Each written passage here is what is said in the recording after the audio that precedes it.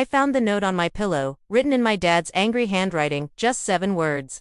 But they hit harder than anything he'd ever said to my face. Graduation's cancelled. Expect court papers. That was it. No explanation. No discussion. Just a threat. And a warning. I didn't cry, I didn't scream. I just stared at it, then calmly zipped my suitcase and left the house without saying a word. If you're still watching, don't forget to like, subscribe, and share the story with someone who needs to hear it. The truth always finds its way out. He had promised me he'd pay for my final semester if I worked at his office for a year. I did exactly what he asked, handled rude clients, skipped parties, stayed late, even fixed the mess his accountant made. But as soon as I turned in my final university paperwork and sent him the invoice, silence, then this note. Like I was disposable. Like my future was just a switch he could flick off anytime he liked. He didn't know that I had screenshots, emails, voice memos, even bank transfers showing I'd been promised payment for my work. And something bigger, something he'd forgotten about entirely. While I was at the office, unnoticed, unappreciated, I'd been watching, and learning, and building.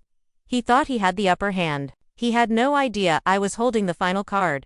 I checked into a cheap motel that night, no tears. No drama, just a quiet decision to disappear for a while. I knew Dad expected me to come crawling back, maybe even beg. But I wasn't going to give him the satisfaction. He thought canceling my graduation would crush me. What he didn't know was, I'd already graduated a month ago, in secret.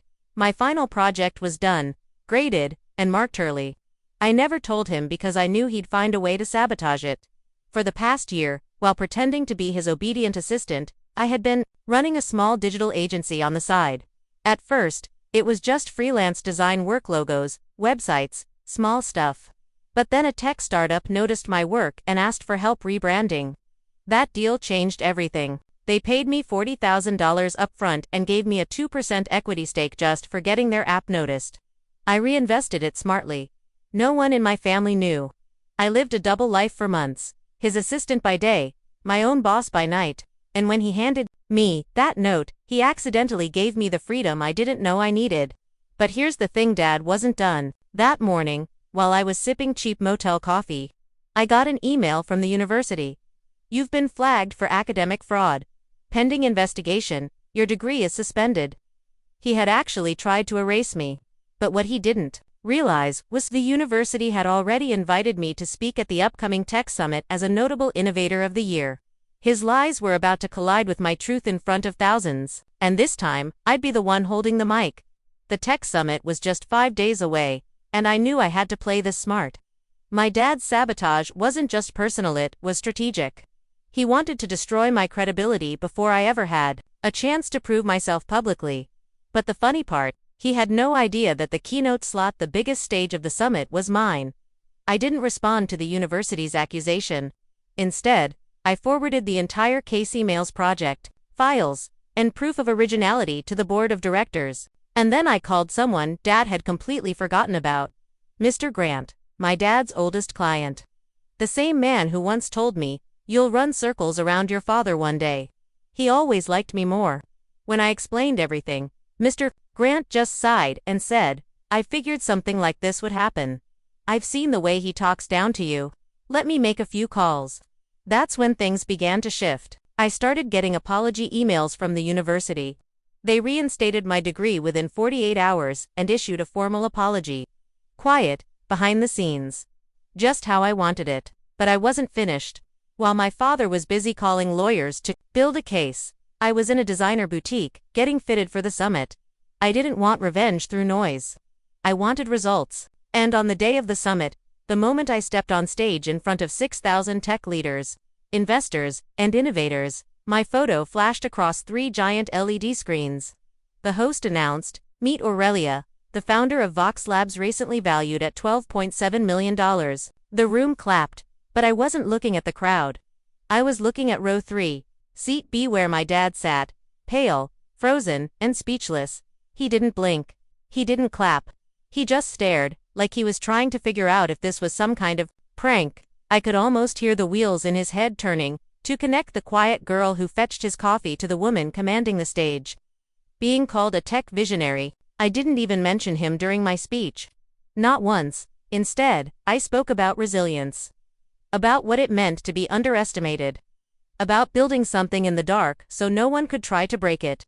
And when I closed with, sometimes, the people closest to you fear your success more than your failure. And that's exactly why you must keep going. I saw several people in the audience stand and applaud. But still, he didn't move. After the summit, a journalist approached me for a feature interview. I agreed, on one condition, that she include the truth. How my father had tried to sabotage my education, cut me off, and manipulate my future out of pure control. I gave her everything: documents, screenshots, voice messages. She didn't hesitate. The article went live. 3 days later, father tried to destroy her degree. She built $1 million tech empire instead. It spread like wildfire. His company's board members began asking questions. Clients pulled contracts. His reputation, so carefully built, started crumbling overnight. And I didn't lift a finger. He finally texted me, "We need to talk, please come home." But he didn't know. I had just signed a lease on a penthouse 2 blocks from his office with a direct view of his building. Let him watch what real power looks like. 3 weeks later, he showed up at my new office, unannounced, no assistant, no swagger, just him, standing in the lobby like a man who'd lost everything. He looked around at the glass walls, the custom logo on the front desk, the buzz of my growing team. His eyes were red. He wasn't used to being on the outside. I walked toward him slowly. He tried to smile like nothing had happened. "Aurelia," he said, voice shaky, "I just wanted to say I'm proud of you." I didn't blink. "Now you are." He looked down. "I messed up. I was scared. Of your success. Of you leaving." I let the silence sit between us, thick and heavy. Then I said, calmly, "You didn't just mess up. You tried to erase me. You tried to destroy my future just to keep your ego intact." He opened his mouth, but I raised a hand. "You sued your own daughter. Cancelled her graduation. Spread lies to a university. And when none of that worked, you sat in row 3 and watched me win." He started to speak again, but this time my team lead came over and interrupted.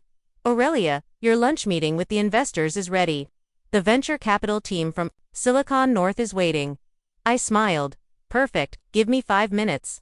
My father stood there stunned, as I turned back to him one last time. "I built this without your money. Without your name. And I'll keep building with or without your apology." Then I walked away. As the elevator doors closed, I glanced through the glass and saw him standing still, shrinking by the second, watching his own legacy being replaced. Because the truth was, I hadn't just built a business.